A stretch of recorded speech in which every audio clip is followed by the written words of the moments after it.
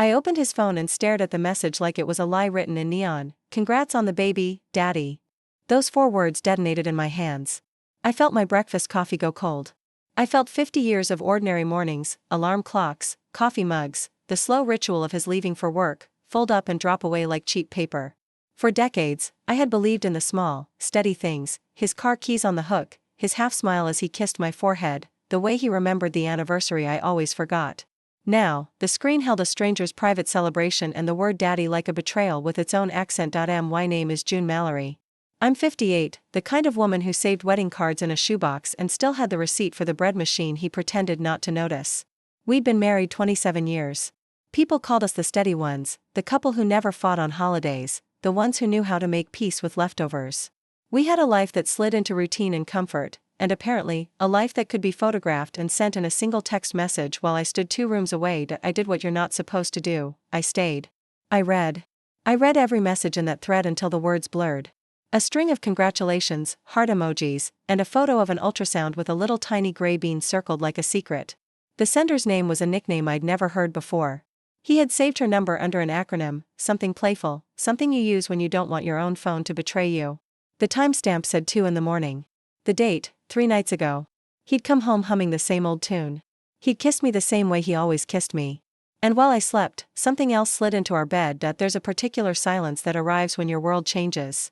It's not loud, it's the absence of noise where there used to be comfortable background hum. I sat very still on the edge of our bed and felt the house become a listening thing. The house knows. A house keeps secret footprints. I held his phone and listened to its mute secrets like a jury. The truth there felt obscene, the way you find a hidden letter in a coat pocket that turns your image of the person inside out. I could have thrown it across the room. I could have called him right then and demanded explanation. But I didn't. Years of small compromises had braided themselves into a new caution. I wanted evidence, not promises.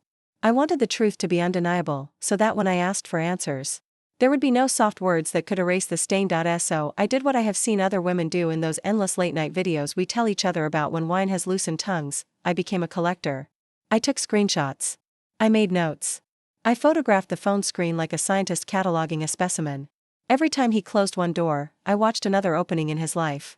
Names showed up and disappeared, messages were deleted, calls silenced. A pattern formed like dark veins across a leaf. It revealed more than flirtation. There were hotel reservations tucked in the calendar, one under a city a 3-hour drive away. A week earlier than he'd told me he was going there for a meeting. There were emails to a boutique that sells tiny baby clothes, billed to an account he controlled. A digital breadcrumb trail, ordinary and damning. When he came home that evening, he hummed the same old tune and leaned in to kiss me as if nothing had shifted. I let him. It felt wrong to push him away on instinct. I wanted to watch him closely, like a birdwatcher who had finally spotted the rare thing she'd been tracking and refused to scare it into hiding. You look tired, I said.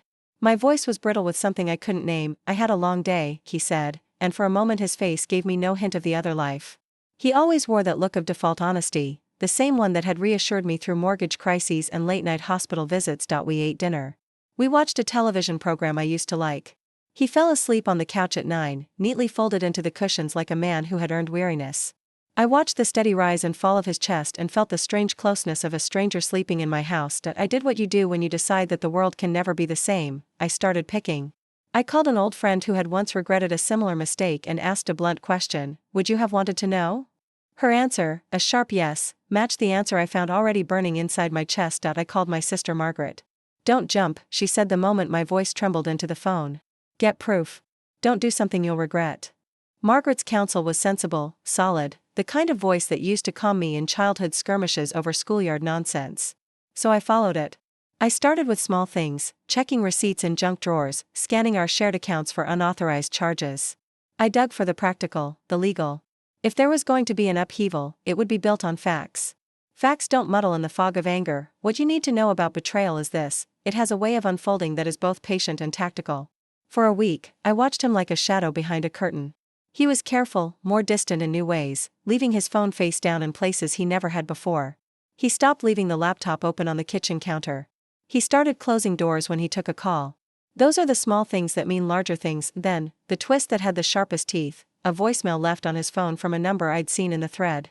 A woman's laugh, a mention of a due date, and the soft, intimate "daddy" that had felt like a knife.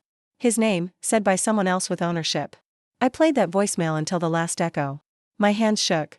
I felt the room tilt. By the end of the week, I had a folder on my desktop labeled evidence, screenshots, photos, notes, and a printed copy of the voicemail. A tidy little dossier of betrayal. It felt obscene to organize the proof, like arranging fragments of a broken vase as if to display the damage. I didn't want a scene. I didn't want the theatrics. I wanted to be immaculate in my logic, precise enough that when I stepped into the light and exposed everything, the shame would be theirs and the truth would be mine. There is a power in being the calm eye of a storm. The calmer you are, the more your anger burns. So I made a plan that was not revenge so much as a means of preserving my dignity. I would confront him when I had to, not for catharsis, but to decide what I wanted next. I would not be baited into a dramatic scene that satisfied television but left my life in tatters. I would gather witnesses if necessary, speak to a lawyer, and protect what I had built for myself. That night, as he slept, I sent an email to an attorney friend's office, the kind of helper people often forget exists until they need them. I arranged a meeting for the day after tomorrow. I opened a new bank account in my name only. I called the phone company and learned how to secure our joint accounts. Small, defensive steps that felt like armor, and then, at 2 a.m, my phone buzzed. It was a text from a number I didn't recognize. You shouldn't have snooped. You'll regret this. The message was unreadable in its malice. I felt a hot, animal fear, not for the money or the house, but for the way safety had been eaten away from me in the quiet hours. Someone had seen the phone move. Someone had noticed my curiosity. I sat upright in bed and stared at the dark. I thought of all the small things that used to add up to ordinary trust. The mugs stacked in the cupboard, the way he watered the garden in summer, the little jokes about retirement plans. Those things hadn't been trivial. They had been the scaffolding of my life. Now they had been wrenched away by a message and a laugh and a word that wasn't mine. I slipped out of bed and went to the window. The streetlights blurred into a soft, indifferent glow. Houses slept like folded hands. Somewhere a dog barked, chasing an unseen ghost. I felt both very old and very young, old in the sense that I had the memory of stability to compare against the present outrage. Young in the sense that everything ahead was suddenly uncharted. When I returned to the kitchen, I made 2 coffees. I placed them on the counter like markers. One for me. One for the morning when I would, finally, demand an explanation. At 7:30 a.m. Before he was awake, I set his phone down on the kitchen table. Carefully, as if returning a found object. I wrote a note and placed it beneath the plastic case. We need to talk. Noon. The house. Bring your truth. Then I walked out the front door and into the pale morning. My hand on the doorknob like someone holding the beginning of something. The next part, I decided, would not be reaction but choice. By noon. The house felt like a stage. The blinds cut sunlight into strips across the floor, the clock ticked in heavy beats, and every corner seemed to wait. I sat in the dining chair, my notes stacked neatly beside me, the coffee long gone cold. When he walked in, I noticed first the sound, the casual jingle of his keys, the habitual thump of shoes on the mat. He looked ordinary. Familiar. He smelled faintly of aftershave and office paper. For a brief moment, I almost believed the years of habit would swallow the ugly evidence, that we'd slide into small talk about grocery lists. But then he saw the phone on the table. And the note. His face didn't flinch, not immediately. He picked up the phone, turned it over in his palm like it was any other object, then set it down again. He looked at me, steady, cautious. What's this about? He asked, his voice calm, but his throat gave away a swallow too quick. I gestured to the chair opposite mine. Sit. He obeyed, too slowly. That pause told me everything. Guilty men stall. Innocent men bristle. I leaned forward, fingers resting on the stack of printouts. Who is she? His eyes flickered down to the papers. The corner of his mouth twitched, not a smile, not yet, but something like it. He was calculating. June. He dragged out my name like a long rope. You've misunderstood. I shoved the top photo toward him, a screenshot of the ultrasound. His hands tightened around the chair arms. Misunderstood. I repeated. Is this what misunderstanding looks like? Someone congratulating you on becoming a father? He didn't touch the photo. He sat very still, the way men do when they hope silence will undo what evidence has already carved in stone. Finally, he exhaled. It's not what you think. I laughed, a sharp, brittle sound that didn't feel like mine. Then tell me what it is. Because what it looks like is that you have another woman. A child on the way. And me, sitting here in my own kitchen like a fool. For the first time, his mask cracked. His hand swept across the table, gathering the papers, flipping through them too fast, like he hoped by touching them he could smear their truth. He looked up, and I saw the glint of something ugly. Not shame. Not guilt. Anger. You went through my phone, he said, pointing a finger as if I were the one on trial. The audacity of it burned me. Don't turn this on me. I wouldn't have had to if you weren't living a double life. The silence stretched. His jaw clenched. Then he whispered, almost too soft to hear, "You shouldn't have done that." I froze. The exact words from the midnight text. My skin prickled. My chest tightened with the memory. "You'll regret this, who sent me that message?" I demanded. He blinked, caught off guard. "What message?" "The one at 2 a.m. warning me. Threatening me." My voice rose now, louder than I wanted. "Don't lie, because I saved it. I know it wasn't random." His mouth opened, then shut. His eyes darted away. And in that flicker of hesitation, I knew. He hadn't just been unfaithful. He'd been careless enough to let his other life bleed into mine. I pressed. "Was it her? Did she text me? Or do you have someone else playing guard dog?" He stood suddenly, the chair scraping back. "This is ridiculous," he muttered. "I don't have to sit here and be interrogated in my own house." But I stood too, blocking his way. "Our house," I corrected. My voice was steadier now. "And you're not leaving until you explain yourself." For a moment, we were inches apart. I could see the pulse pounding in his neck, the sweat gathering at his temple. I'd never seen him like this, cornered, defensive, desperate. He was a man unraveling. Then, in a low hiss, he said it. "Fine. You want the truth? You don't matter anymore." The words hit harder than the text message. Harder than the ultrasound photo. Harder than all the late nights and lies put together. "You don't matter anymore." I staggered back as though he'd struck me. My vision blurred. The floor seemed unsteady. 27 years, reduced to one sentence. He stepped past me, heading for the door. "I'll come back for my things later," he tossed over his shoulder, his voice cold. I wanted to scream. I wanted to claw at him. Instead, I stood in the strip of sunlight, motionless, until the door slammed shut. When the sound faded, I let out a broken breath. The house, once filled with ordinary noise, felt cavernous. I was alone, with only the evidence spread across the table and the echo of his cruelty. But then the phone on the table buzzed. His phone. He had left it behind. The screen lit up with a new message, from the same number. "Is she gone yet?" "I'm outside." I stared at the glowing screen like it was radioactive. The words burned into me. "Is she gone yet?" "I'm outside." My throat went dry. I could still hear the echo of the front door slamming, his car engine turning over, the wheels crunching against the driveway gravel. He'd left. And whoever she was? She was here. I crept toward the window, my pulse hammering in my ears. Through the blinds, I saw it, a sleek black car parked half a block away, engine humming faintly, headlights off. A figure sat in the driver's seat, motionless. Watching, the realization hit me, I wasn't just reading their messages anymore. I was inside their secret, staring it in the face. My first instinct was to run upstairs, slam the doors, and pretend I hadn't seen. But a second, fiercer instinct rose louder. No. Not after everything. Not after 27 years traded for lies. I wasn't going to hide in my own house like prey. I grabbed his phone with trembling hands and typed back, "Yes. Come in." Seconds later, the car door opened. A woman stepped out, tall, slim, dark hair pulled into a sleek knot. She wore sunglasses, though the day was cloudy, and her heels clicked like punctuation against the pavement. She didn't hesitate. She walked straight toward my front door, as if she'd been there before. The knock came, sharp, confident, entitled. I opened it. For a moment, we just looked at each other. She pulled down her sunglasses, and her eyes widened when she realized who I was. "Not him." "Me, she started, then stopped. "The wife," I finished for her, my voice sharper than I intended. Her lips parted. Then she smirked. "So, you know." I let the door swing wider, gesturing for her to step in. My hands shook, but I masked it with a brittle calm. "Why don't you come in and explain exactly what I'm supposed to know?" She hesitated only a second, then strode inside. Her perfume slicing through the air, expensive, cloying. Nothing like the soft lavender lotion I'd always worn. She didn't look around at the photos on the walls or the furniture we'd chosen together. No. She walked straight to the dining table. Saw the stack of evidence, and smiled. "You've been busy." "Sit," I ordered. It came out harsher than I expected. She did, crossing her legs, adjusting her blazer like she owned the room. "I'm Anna," she said coolly. "But I suppose you've already figured that out." The name snapped into place. The contact initials. The voice on the voicemail. The ultrasound photo. All of it belonged to Anna. I folded my arms, steadying my breath. "Tell me how long." She tilted her head. "Does it matter? Years? Months? Weeks?" My voice cracked on the last word. She smirked again, cruel. 3 years. The air left my lungs. 3 years. All those Christmases, anniversaries, quiet mornings with coffee, and in the background, this. "Her and the baby?" I asked. Her hand drifted to her stomach, smoothing her blouse. 4 months. I clenched my fists until my nails dug half-moons into my palms.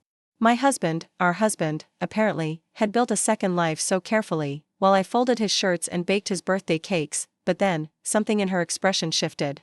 A flicker of nerves beneath the smug exterior. "You weren't supposed to find out like this," she said softly. "Like this?" I laughed bitterly. What's the right way to find out my husband's about to be a father with someone half my age? A Christmas card? Her lips twitched, but she said nothing. That silence told me more than any words could. This wasn't just some fling. This wasn't just infidelity.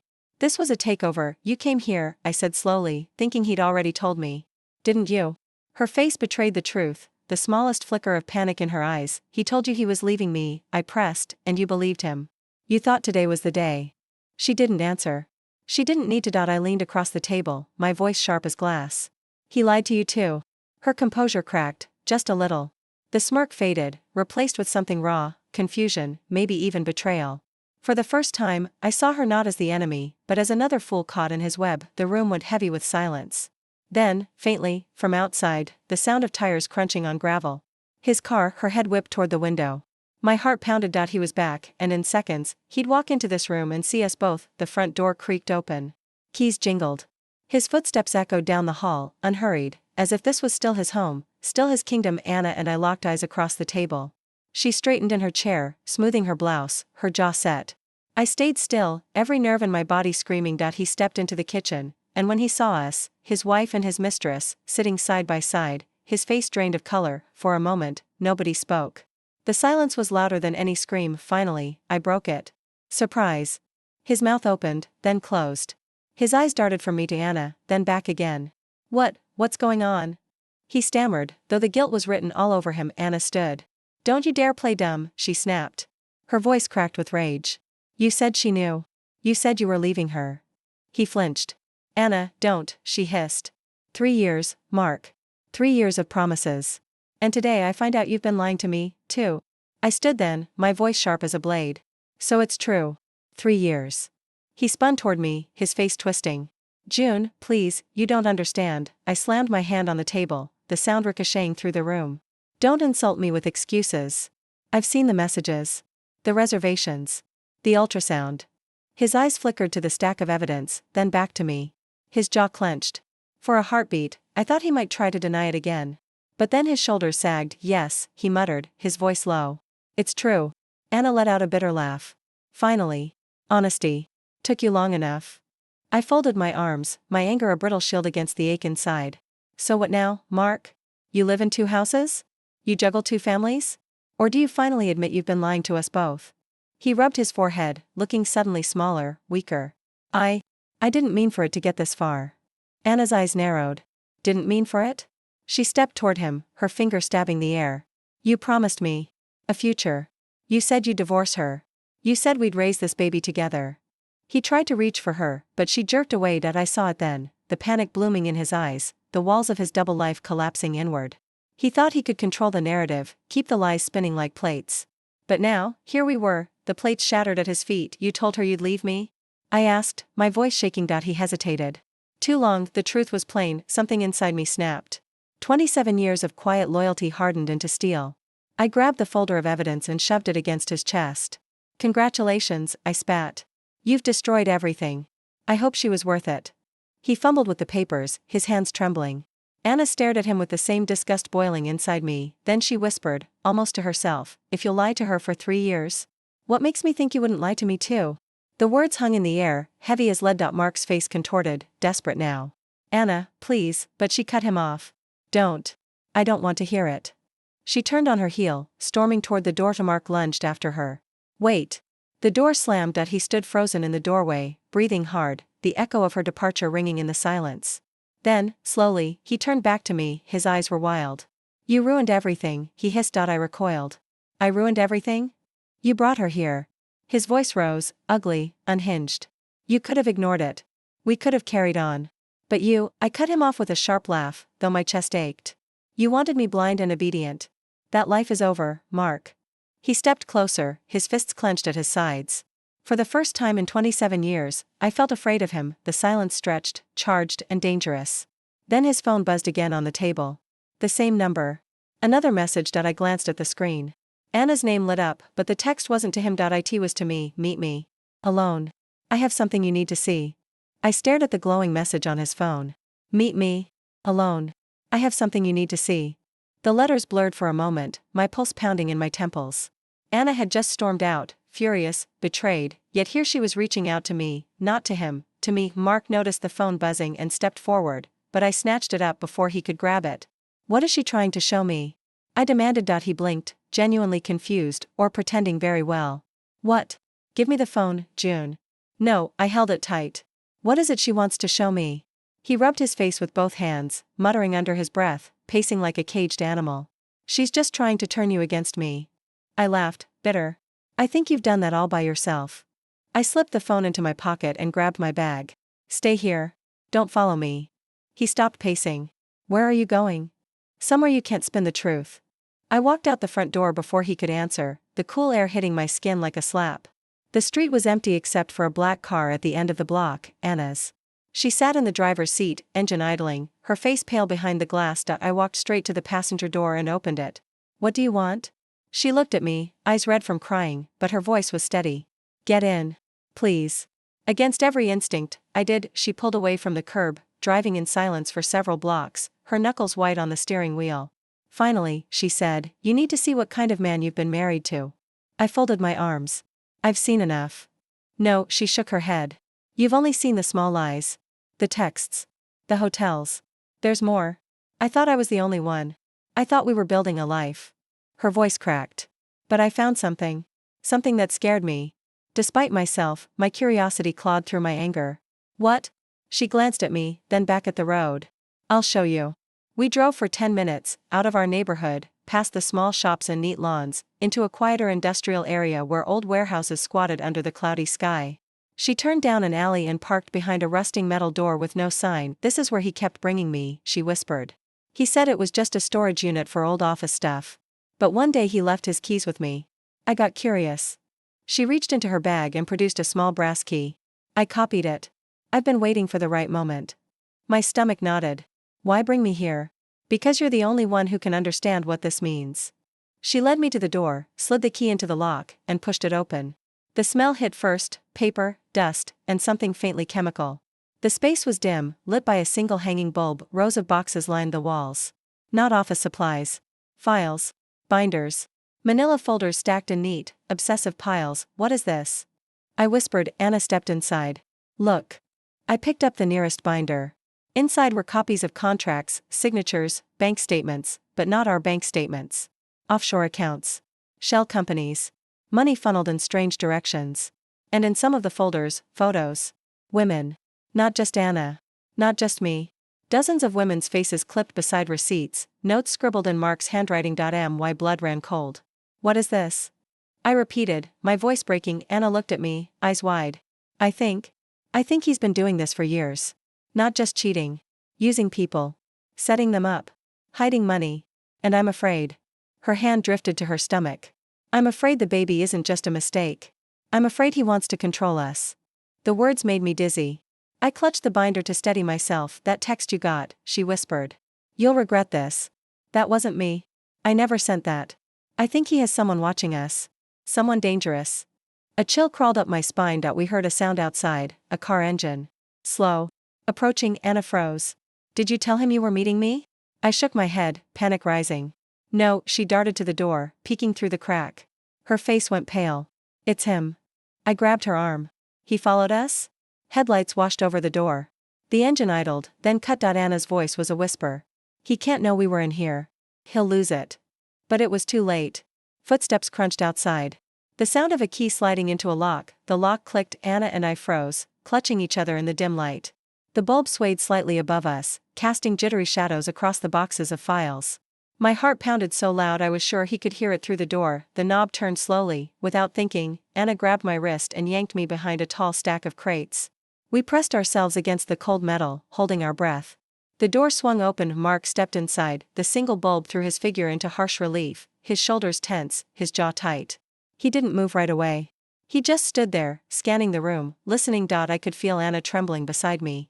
She pressed her lips against my ear, her whisper barely audible. He knows. I wanted to tell her she was wrong. That we still had a chance, but deep down I knew, his instincts had carried him this far. spinning two lives, hiding files, juggling lies. He'd sniff out the truth sooner or later. He walked deeper into the unit, his shoes crunching against grit on the floor. He picked up a binder from the shelf, flipped it open, then shut it with a sharp slap. He muttered to himself, the words ragged and bitter, always snooping. Always digging where you don't belong. My stomach dropped. He wasn't just talking about Anna anymore. He was talking about me. He set the binder down and pulled out his phone. The glow lit his face, and for the first time, I saw not the man I'd married but something harder, colder. Yeah, he said into the phone, his voice low. I think they know. Meet me at the unit. He ended the call and shoved the phone in his pocket. Anna's hand tightened painfully around mine. Her eyes screamed the word without sound. Someone else was coming. Mark turned toward the door, but then stopped. His head tilted slightly, as if catching the faintest noise, maybe Anna's trembling breath, maybe my pounding heartbeat. He frowned, scanning the room again. I pressed my hand against my mouth, praying for silence. Then, suddenly, the bulb above us flickered. Once. Twice. Out. The unit plunged into darkness. Anna's grip crushed my hand. We couldn't see him, couldn't see anything. Only the sound of his footsteps, slow, deliberate, moving closer to where we hid. June, his voice drawled through the dark, chillingly calm. I know you're here. Anna stiffened, but I forced myself not to move. Not to breathe. His steps stopped just feet away. Silence stretched, heavy and unbearable. Then, from outside, another sound, an engine. A car pulling up fast. Doors slamming. Footsteps pounding toward the unit. Mark cursed under his breath and turned back toward the door. Keys jingled. He wrenched it open just as another figure appeared in the doorway. A man. Tall, broad-shouldered, his face hidden in the shadows. You took your time, Mark snapped. The man's voice was gravelly. Traffic. The two of them stepped out into the night, the door slamming shut behind them. Anna and I remained frozen in the dark, listening as their voices drifted away, muffled. Then the sound of car doors. Engines roaring to life. Tires screeching as they drove off. Silence returned, thick and suffocating. Finally, Anna let out a shuddering breath. He's not just cheating, June, she whispered, her voice breaking. He's dangerous. And we're in over our heads. I swallowed hard, the truth settling like ice in my veins. She was right. This wasn't about love, or betrayal, or even the baby anymore. This was bigger. Darker. I groped in the dark until my fingers brushed against one of the binders. I clutched it to my chest like a shield. Then we need proof, I whispered back. Enough to burn him down. Anna nodded, her face pale in the faint light spilling from a crack in the door. And we need to get out. Now. We crept toward the exit, our footsteps soft, our breath shallow. When we pushed the door open, the alley was empty. Just the echo of their departure lingering in the night. I clutched the binder tighter. For 27 years, I had been the quiet wife, the steady one. But now, with evidence in my hands and fear in my gut, I knew, that woman was gone. Mark wanted me blind. Silent. Obedient, but now I was awake. And I was going to bring his whole world crashing down. The binder felt heavier the longer I held it, like it carried not just paper but the weight of every lie he'd told. Anna and I hurried back to her car, glancing over our shoulders at every shadow. When we slid inside, she locked the doors instantly. Her hands shook as she gripped the wheel. Where do we go? Somewhere safe, I said, my voice firmer than I felt. Somewhere he won't think to look. She bit her lip, thinking. I have a cousin, out of town. He won't know the address. We could lay low there. I shook my head. No. If we vanish, he'll know we've seen too much. He'll come after us harder. We need to use this. I tapped the binder. We need to get ahead of him. Anna glanced at me, her eyes wide. You mean the police? I hesitated. A week ago, the idea of involving the police would have seemed absurd. My husband was the man who helped neighbors shovel snow, who donated to the church raffle, who smiled at grocery clerks. But after what I'd seen tonight? The offshore accounts. The photographs. The call to that unknown man. Yes, I whispered. The police. Anna started the engine and pulled onto the main road, headlights slicing through the dark. But her face was tight with worry. What if they don't believe us? What if he's already got people on the inside? The thought chilled me. Mark had always been meticulous with his image. He knew how to charm, how to look respectable. Who's to say his web didn't reach further than we realized? We'll need more than this, I admitted, clutching the binder. We'll need undeniable proof. For a long stretch, we drove in silence, the city lights thinning into the black stretches of highway. Finally, Anna spoke, her voice small. Do you ever wonder how many women there were? The question hung heavy between us. I'd seen the photos. Faces, names, receipts. A pattern that stretched back years. He hadn't just betrayed me. He hadn't just lied to her.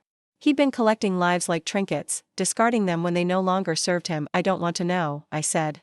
But the truth was, I did. And I would find out. Anna tightened her grip on the wheel. We can't trust him. We can't confront him again. We need to play smarter than he expects. I opened the binder on my lap, flipping through the documents, my eyes scanning every line. Bank transfers, signatures, coded notes. It was too much for me to understand on my own, but maybe not too much for someone trained. I pulled out my phone. My fingers hovered over the screen. There was one person I trusted, one person who wouldn't dismiss me as paranoid, Margaret. My sister.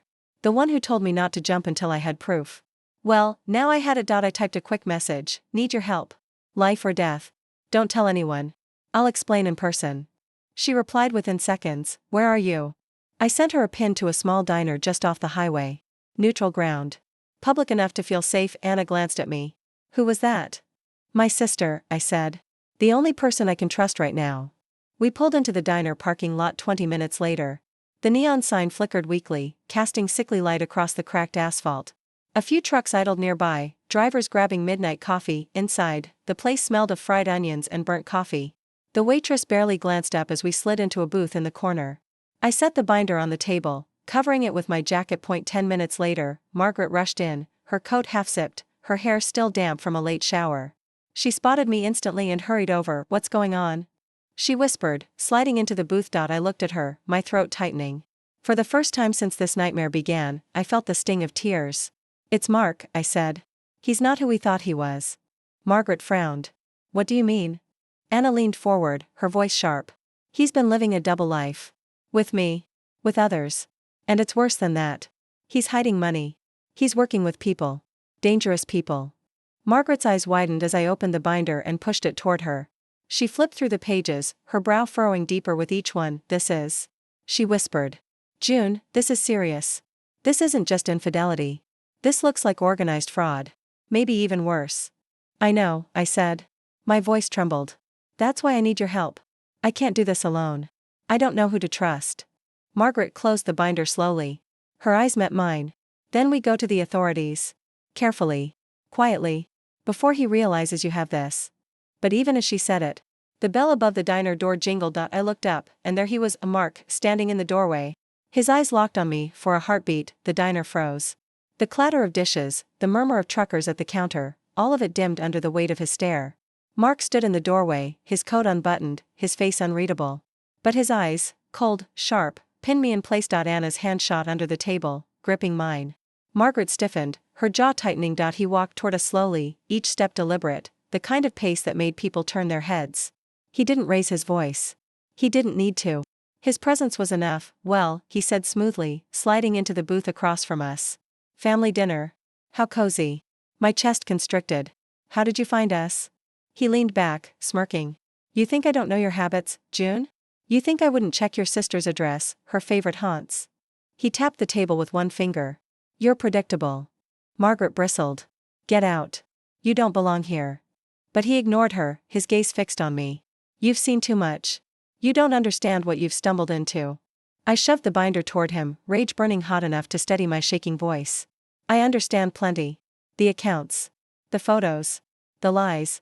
27 years, Mark. 27 years of pretending. His eyes flicked to the binder, then back to me. And what do you plan to do with it? March into a police station? Hand it over to some rookie detective who'll file it away while my friends clean up the mess? The implication hit like ice water. My friends.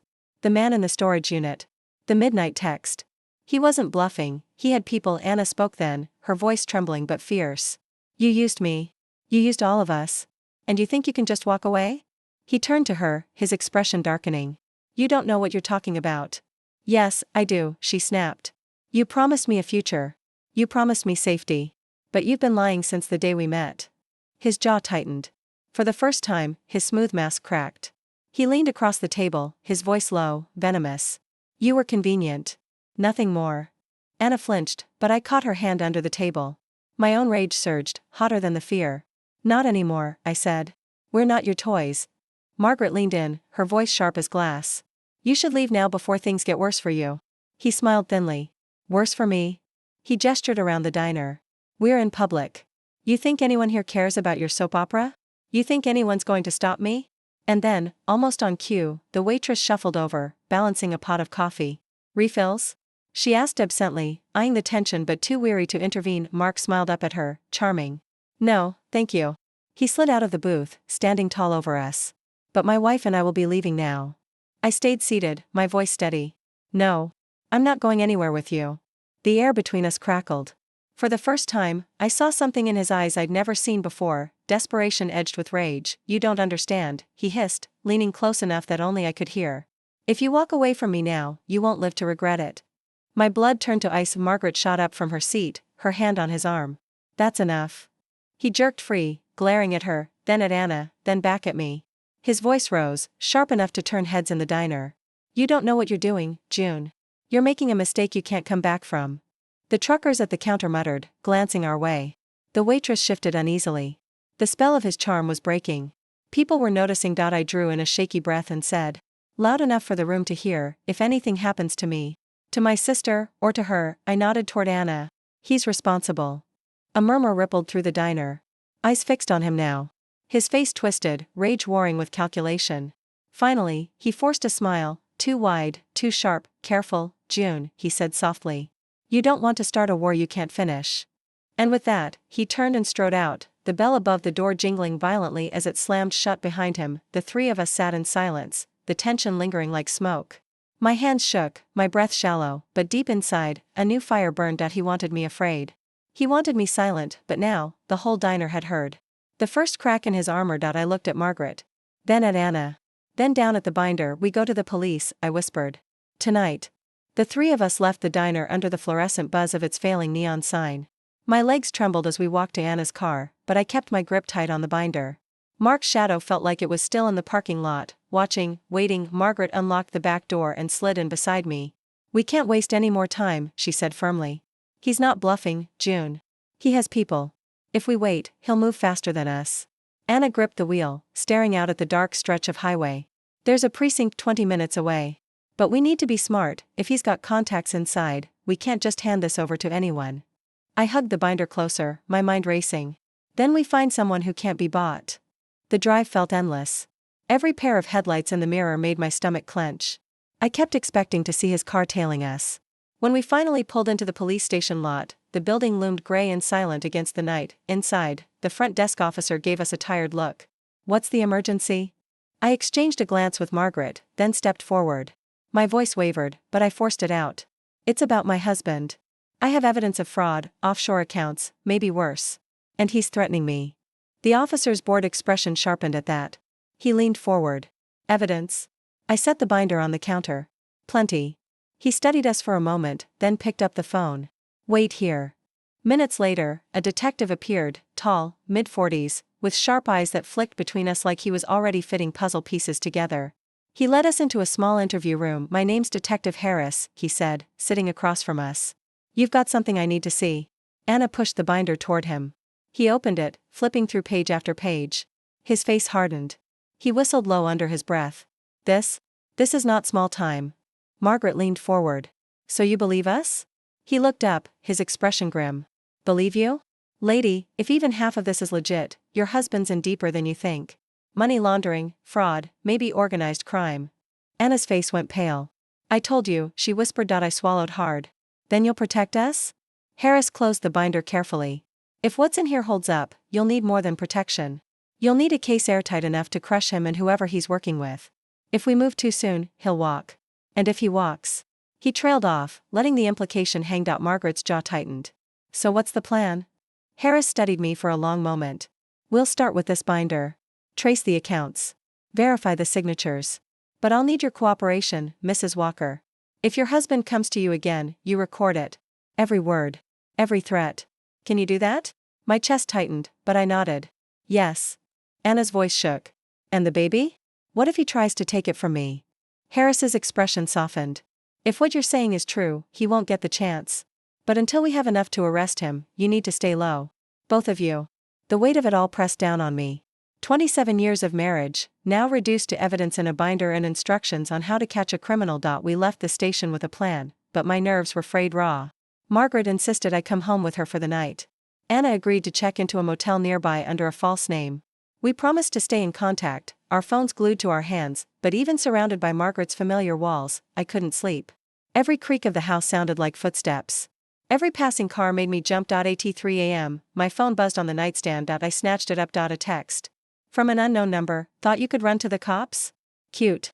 Let's see how safe you feel when I take away what matters most. My breath caught. Another message followed instantly. A photo. Of my front porch, fresh. Taken tonight. My house. My home. He'd been there watching. The photo glowed on my screen, my house framed in the cameras. I like a target. My blood ran cold. He had been there, close enough to touch the doorknob, close enough to know exactly where I should have been. Margaret stirred beside me, half asleep. I shook her awake, my voice trembling. He's watching the house. He knows. She blinked at the phone, her face draining of color. Oh God, June. He's escalating. Before I could respond, another text buzzed through. You took something of mine. Bring it back. Or next time, it won't be just a picture. My stomach clenched around the binder's memory. Proof. That's what he wanted, the evidence that could burn him. Margaret grabbed her phone, dialing Detective Harris with shaking hands. He answered groggily, but when she explained, his voice snapped sharp and awake. Stay put. Lock the doors. I'll send a car right now. We did as he said, barricading ourselves in the living room, lights off, curtains drawn. The silence pressed heavy, broken only by the tick of the clock and our uneven breathing. Then, headlights. A car rolling slowly down the street. Margaret and I crouched low, peeking through the gap in the curtains. It wasn't a police car. It was him. Mark's sedan idled outside, engine humming like a predator's growl. His silhouette sat motionless in the driver's seat, watching. Waiting. My phone buzzed again. Last chance. Come out. Alone. Margaret gripped my arm. Don't. The police are on their way. Stall him. My chest heaved, fear and fury colliding. I typed back with trembling fingers, no. This ends tonight. The car door opened. He stepped out, his figure illuminated by the street lamp. For the first time in 27 years, my husband looked like a stranger. He walked up the path, slow, deliberate. Then came the knock. 3 sharp raps that echoed through the quiet house. Margaret clutched my hand. They'll be here any second, but the door splintered as he slammed his shoulder into it, roaring my name. The sound jolted through my bones. We scrambled back, my heart thundering. He stormed inside, eyes wild, teeth bared. Where is it? He shouted, his voice shaking the walls, and then, flashing lights. Red and blue flooding through the windows. Police. Drop it. Officers poured through the door behind him, guns raised, voices commanding. Mark froze, his chest heaving, his hands twitching like he was weighing his chances. Detective Harris stepped forward, binder in hand. It's over, Mark. For a second, I thought he'd fight. That he'd lunge, grab me, try to take one last piece of control. But instead, he let out a broken laugh, dropping to his knees as cuffs snapped around his wrists. The room spun. My husband, the man who shared my bed, my table, my life, being dragged out in chains. Neighbors stirred outside, drawn by the flashing lights, their faces pale with shock. When the door shut behind him, silence fell. I sank to the floor, tears spilling freely for the first time. Not just grief, not just relief, but a mourning for the life I thought I'd lived, the marriage I thought I had. Margaret wrapped her arms around me. Anna arrived minutes later, her face streaked with tears, clutching her stomach protectively. The 3 of us sat together, broken but breathing, as Detective Harris assured us, he won't touch you again. Not after tonight. And for the first time since this nightmare began. I believed it, but deep down, I also knew this wasn't the end. The secrets in those binders. The faces in those photos. Mark wasn't working alone, the storm had only begun.